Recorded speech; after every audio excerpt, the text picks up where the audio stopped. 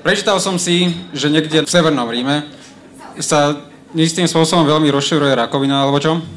No a podľa niektorých za to môže starý vatikánsky vysielač. A ja som si povedal, podľa mňa môžu staré vatikánske vysielače za pohlavné choroby, nie je to tak?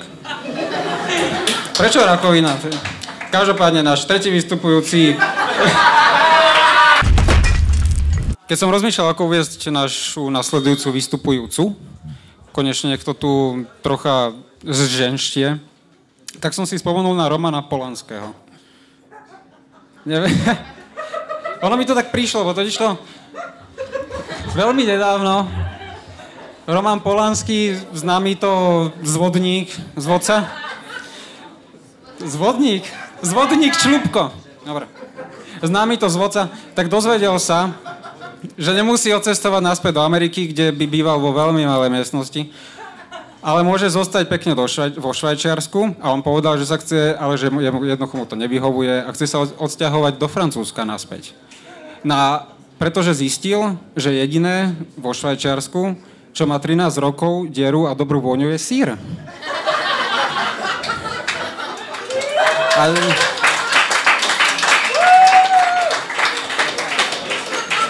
A potom som si spomenul na Evelyn.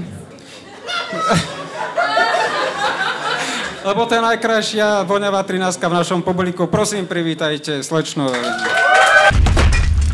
Ty si na poslednom videu hovorila o tom, že istá forma chudnutia je branie kokainu a potom si to 2 mesiace nebola. Tak ja neviem.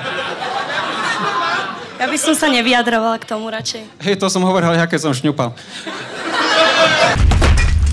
Dobre, náš tropický jubilejný večer sa chýli ku koncu, preto som si to najkrajšie z uplynulého týždňa, vlastne mesiaca, nechal na záver. A to je príbeh o pojebanej krave.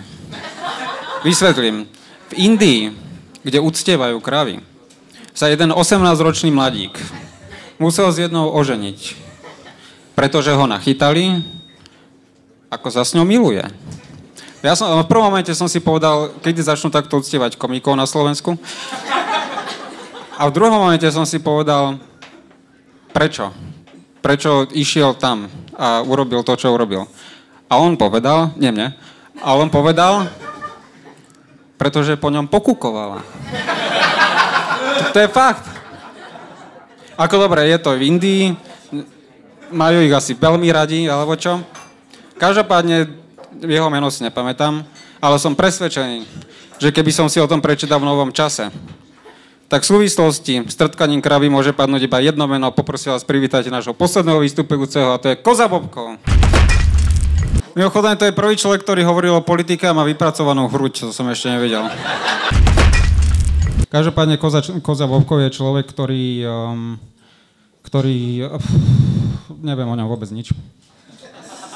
Keď som si hodil jeho meno do Google, tak mi to vyhodil, že čo tebe?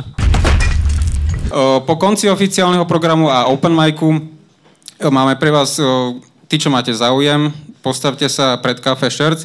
Je pripravená prvá expanzia Gay Pride.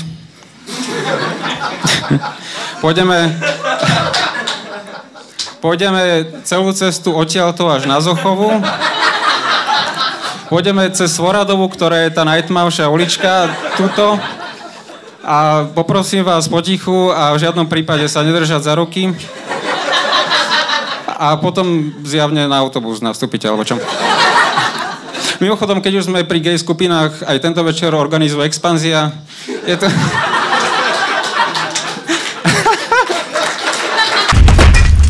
Choďte na www.expanzia.sk. Je tam, mimochodom, je tam veľmi veľa videí, niekoľko fantastických, na niektorých nesom.